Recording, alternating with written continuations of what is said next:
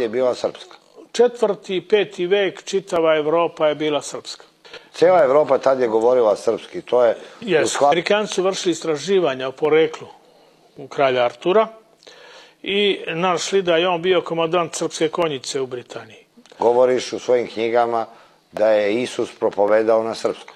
Ako nije... Ali da je govorio srpski, propovedao na srpskom, to je opšte poznato. Oni taj jezik srpski nazivaju arame. Stari zavet je prvo pisan na srpskom pa preveden na jevrejski jezik. Ti si napisao i da je Mojsije 10 Božjih zapovesti napisao na srpskom. Pa jeste, i to je napisao na srpskom. Ko je vladao Egiptom? Srbi. Vladali su Srbi izvesno vreme. Ti dokazuješ i da je Peloponez srpski, da je Sparta srpska država. Pa jeste. Aleksandar Makedonski je bio u Srbiji. Pa nisam ja prvi. Prvi koji je to zaista dokazao bio je Plutarh. Konstantin Veliki je poreklom iz jednog sela blizu Prokuplja. Koliko je rimskih careva bio srpskog porekla? Zajedno sa istočnim rimskim carstvom ravno 40. 40 rimskih careva su bili Srbi. Najveći među njima je svakako Konstantin.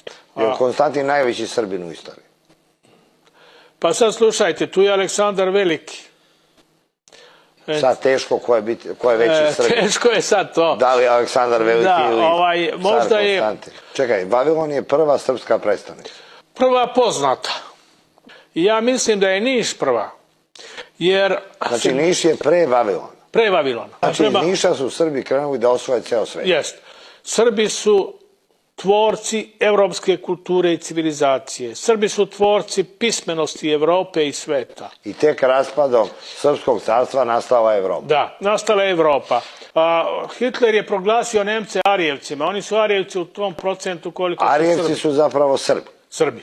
Nisu Nemci. Nisu Nemci. Nemci su Arijevci u tom procentu koliko su Srbi poreklom, a sam Hitler je priznao u Mein Kampu da 70% Nemaca vodi slovensko poreklo. Pa nisu valjda i Nemci Srbi? Pa jednim dobrim delom jesu.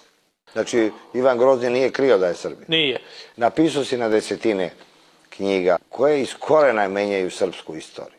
A nego šta? Šta smatraš svojim najvećim otkrićem? Moje najveće otkriće je da su Srbi Arijevci